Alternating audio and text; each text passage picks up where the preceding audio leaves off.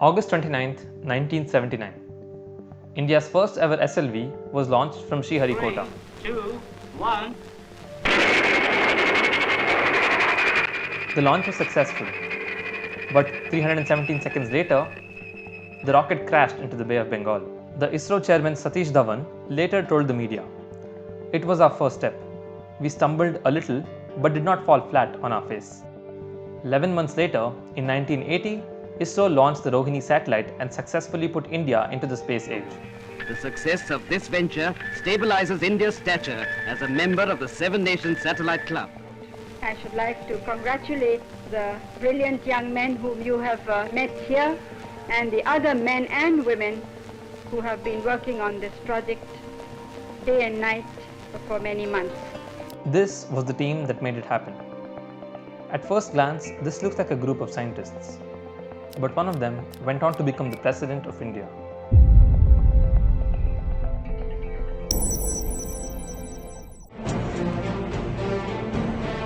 Today, at 15:45 hours, India conducted 3 underground nuclear tests in the Pokhran range. The tests were covertly conducted to avoid detection by American satellites. The scientists and engineers wore military uniforms and had secret code names. This team was headed by Dr. Kalam and Dr. R. Chidambaram. The Pokhran 2 nuclear tests shocked the world and pushed India into the elite nuclear club. It is after all around you. The nuclear weapon state are there. You cannot do dabas. Okay, you understand? So naturally the strength respects strength. The government started a missile program called the IGMDP. The program aimed to improve India's self-sufficiency in missile technology. It was headed by Dr. Abdul Kalam and a few other scientists. This program led to the creation of powerful missiles like Prithvi, Agni, Trishul, Nag and Akash.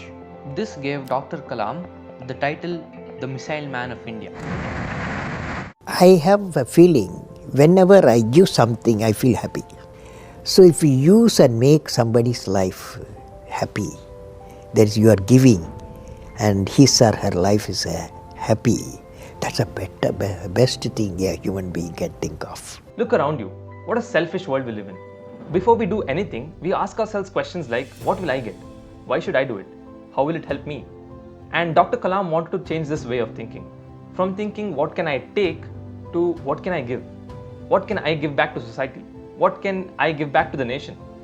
This led to a movement that inspired millions of youngsters across India to think more about the society and the nation. He dedicated his entire life for the nation. When Dr. Kalam was researching on how to build better rockets and missiles, he was thinking on how he could use this research to help the citizens of India. So he, along with his team, took materials used for building rockets and missiles and converted them into affordable, lightweight prosthetics. This initiative helped thousands of people across the country. We made calipers 400 gram, 4 kilogram, 400 gram. The children wore that. When they wore that, within 10 days time, children started running. That tears gave me fantastic happiness. Dr. Kalam and B. Somaraju developed a low-cost stent for heart patients by using military-grade technology. The stent was effective and affordable. The stent only cost around 10,000 rupees when the market equivalents that were imported costed around 40 to 50,000 rupees. When Dr. Kalam became the 11th President of India, he invited several students and scientists for his oath-taking ceremony. On a presidential visit to Kerala, he invited 2 guests. One was a cobbler and the other was the owner of a small hotel. This shows how humble and down-to-earth Dr. Kalam was, and that's why he was loved by the people. He is fondly called as the people's president. Dr. Kalam had a vision for the country. He wanted India to become a prosperous and self-sufficient nation by 2020. He felt that by focusing on key sectors like agriculture, infrastructure, healthcare and education, and many others, India could become a fully developed country. Dr. Kalam inspired millions of people through his teachings. He taught in various universities across the country. Even at the age of 83, he continued to meet students. During his last moments, he was teaching at IIM Shillong.